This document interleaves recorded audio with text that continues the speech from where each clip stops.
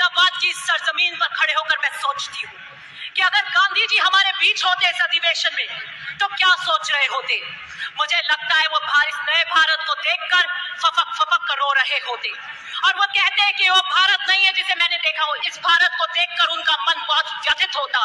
वो देख रहे होते कि किस तरीके से किसान आज हताश है, उसके चेहरे पे उनको झुर्रियां दिखती है।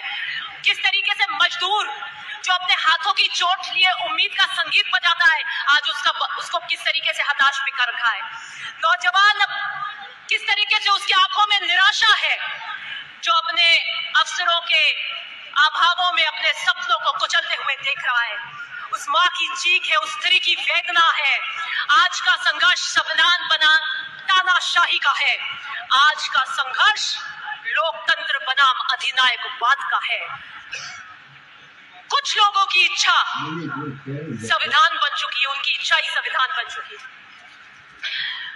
मैं आपको यही कहना चाहती हूं कि बीजेपी आरएसएस ने धर्म की राजनीति को अपना औजार बना दिया है। संसद को एक सिर्फ मोहर लगाने वाली मशीन बना दिया है। बीजेपी राम का नाम तो लेती है लेकिन नीति रावण की रखती है। कृष्ण का उपदेश देती है लेकिन चालें शकुनी की चलती है।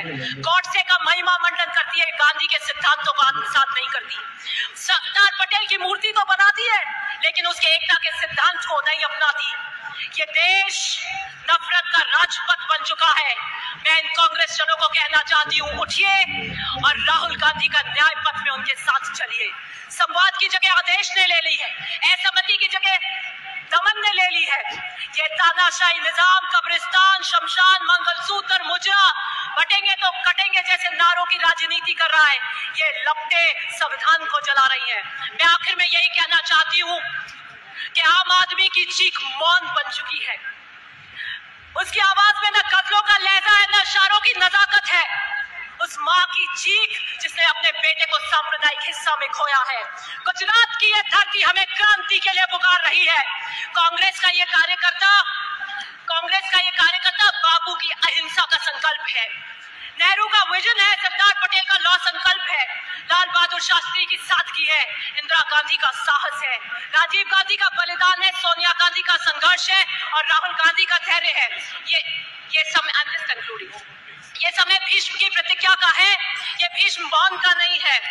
आइए चलिए और राहुल गांधी जी के इस न्याय पथ में उनके साथ कंधे से कंधा मिलाकर चलिए। बहुत बहुत